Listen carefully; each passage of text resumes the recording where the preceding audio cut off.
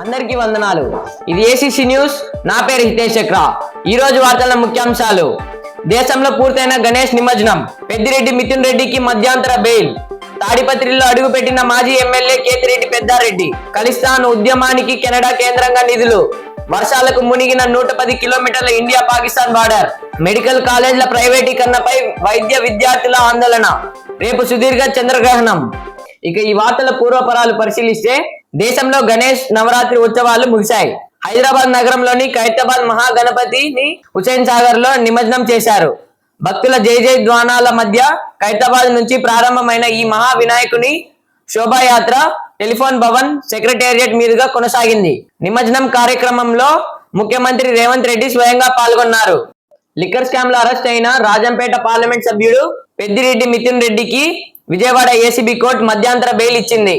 ఉపరాష్ట్రపతి ఎన్నికల్లో ఓటు వేయడానికి ఆయనకు 5 రోజులు బెయిల్ మంజూరు చేసింది. ఈ నెల 11 సాయంత్రం 5 గంటలకు తిరిగి రాజమండ్రి సెంట్రల్ జైలుకు లొంగిపోవాలని ఏసీబీ కోర్టు ఆదేశించింది. అలాగే ధనుంజయ రెడ్డి, కృష్ణమోహన్ రెడ్డి, బాలాజీ గోవిందప్పకు బెయిల్ వచ్చింది. అనంతపూర్ జిల్లా తాడిపత్రి మాజీ ఎమ్మెల్యే కేతిరెడ్డి పెద్దారెడ్డి ఈ రోజు తాడిపత్రిలోని తన ఇంటికి వెళ్లారు. సుప్రీంకోర్టు ఆదేశాలను అమలు చేసేందుకు అనంతపూర్ ఎస్పీ జగదీష్ 300 పోలీసులతో బందోబస్తు ఏర్పాటు చేశారు. పెద్దారెడ్డిని అడ్డుకోవడమే పనిగా పెట్టుకున్న మాజీ ఎమ్మెల్యే జేసీ ప్రభాకర్ రెడ్డి ఆయనను కలిసే వారిని శత్రువులుగా చూస్తామని తాడిపత్రి వైసీపీ నాయకులను హెచ్చరించారు. కెనడాలో ఖలిస్తాన్ ఉద్యమానికి ఆర్థిక వనరులు అందుతున్నాయనే విషయాన్ని కెనడా ప్రభుత్వం తొలిసారిగా అంగీకరించింది. డిపార్ట్మెంట్ ఆఫ్ ఫైనాన్స్ వారు మనీ లాండరింగ్ పై జరిపిన విచారణల్లో ఈ విషయం తేలింది. కెనడా కేంద్రంగా Babbar Khalsa, international Sikh youth federation, Sikh for justice అనే సంస్థలు భారతదేశానికి వ్యతిరేకంగా ఉగ్రవాద కార్యక్రమాలు నిర్వహిస్తున్నాయి.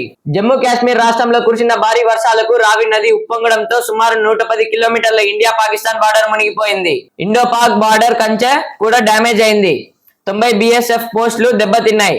పంజాబ్ జమ్మూ సెక్టార్ లో గుర్దాస్పూర్, అమృత్సర్, తారాం, పఠాన్కోట్, ఫిరోజ్పూర్, ఫాజికా జిల్లాలలో ఇంటర్నేషనల్ బార్డర్ దెబ్బతింది.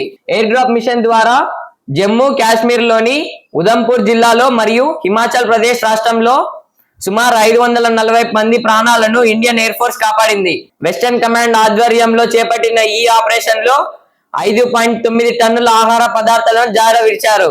నిర్మాణంలో ఉన్న 10 మెడికల్ కాలేజీలను ప్రైవేటీకరణ చేసేందుకు చంద్రబాబు నాయుడు సర్కార్ నిర్ణయం తీసుకోవడం వల్ల వైద్య విద్యార్థులు తీవ్ర ఆందోళన వ్యక్తం చేస్తున్నారు. వైఎస్ జగన్ హయాంలో 17 మెడికల్ కాలేజీలను 8,450 కోట్లతో నిర్మించ తలపెట్టారు. 2023-24లో నంద్యాల, మచిలీపట్నం, ఏలూరు, రాజమండ్రి, విజయనగరం కళాశాలలు ప్రారంభమయ్యాయి. చంద్రబాబు ప్రభుత్వం గత సంవత్సరం పాడేరు మెడికల్ కళాశాలను ప్రారంభించింది. ఇంకా ప్రారంభం కావాల్సిన 10 మెడికల్ కాలేజీలను మదనపల్లి, మార్కాపురం, పులివెందుల, ఆదోని, అమలాపురం, బాపట్ల, పెనుగొండ, నర్సీపట్నం, పాలకొల్లు ప్రభుత్వ, ప్రైవేటు భాగస్వామ్యంతో చేపట్టడంపై పలువురు ఆందోళన వ్యక్తం చేస్తున్నారు. తద్వారా పేద విద్యార్థులకు వైద్య విద్యను దూరం చేస్తారని ఆవేదన వ్యక్తం చేస్తున్నారు. రేపు సుదీర్ఘ చంద్రగ్రహణం ఏర్పడుతుంది. 2022 తర్వాత భారత్ నుంచి అత్యధిక సమయం కనిపించే సంపూర్ణ చంద్రగ్రహణంగా దీనిని భావిస్తారు. ఈ చంద్రగ్రహణం దేశంలోని అన్ని ప్రాంతాల నుంచి కనిపిస్తుందని ఖగోళ శాస్త్రవేత్తలు చెప్పారు. ఆదివారం రాత్రి 8:58 ప్రారంభమయ్యి సోమవారం తెల్లవారుజామున 2:25 ఇది ముగుస్తుందని వారు తెలిపారు. 15 సంవత్సరాల కాల పరిమితి తీరిపోయిన 22,000 ప్రభుత్వ వాహనాలను స్క్రాప్ కింద పశ్చిమ బెంగాల్ ప్రభుత్వం తొలగించింది. ఇందులో 700 పోలీస్ వాహనాలు ఉన్నాయి. పాత వాటి స్థానంలో ఎలక్ట్రికల్ వెహికల్స్ ని మమతా బెనర్జీ ప్రభుత్వం ఏర్పాటు చేసింది. ఎన్టీఆర్ హెల్త్ యూనివర్సిటీ 27-28వ వార్షిక ఉత్సవాలు 9వ తేదీన విజయవాడలోని తుమ్మలపల్లి కళాక్షేత్రంలో జరుగుతాయని వీసీ చంద్రశేఖర్ తెలిపారు.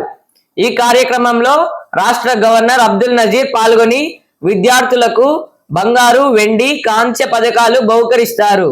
ఈ నెల 10వ తేదీన అనంతపూర్ కేంద్రంగా జరిగే సూపర్ 6 సూపర్ హిట్ అనే కార్యక్రమాన్ని విజయవంతం చేసేందుకు తెలుగుదేశం పార్టీ పటిష్ట ఏర్పాటు చేస్తోంది.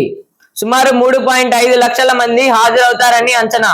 ఈ కార్యక్రమాన్ని జయప్రదం చేసేందుకు మద్యం శాఖ మంత్రి కొల్లు రవీంద్ర స్వయంగా పర్యవేక్షిస్తున్నారు. ప్రముఖ ఈ కామర్స్ దిగ్గజం Flipkart big billion days 2025 sale ను అధికారికంగా ప్రకటించింది. సెప్టెంబర్ 23వ తేదీ నుంచి ఈ సేల్ ప్రారంభం కానుంది. ఇదే తేదీన అమెజాన్ కూడా గ్రేట్ ఇండియా ఫెస్టివల్ సేల్ ను ప్రారంభిస్తోంది. ఈ రెండు ఆన్లైన్ ప్లాట్ఫామ్స్ మధ్య భారీ పోటీ నెలకొని ఉంది. దక్షిణ కోస్తా railway general manager Sandeep Mathur విజయవాడలో ముఖ్యమంత్రి చంద్రబాబు నాయుడుని కలిశారు. జోన్ లో జరుగుతున్న అభివృద్ధి పనులను ఆయన ముఖ్యమంత్రికి వివరించారు. ఆయన వెంట Vijayawada divisional railway manager Mohit కూడా ఉన్నారు. ఈ వార్తలు ఇంతటితో సమాప్తం. తిరిగి రేపు కలుసుకుందాం. Signing off. జై హింద్.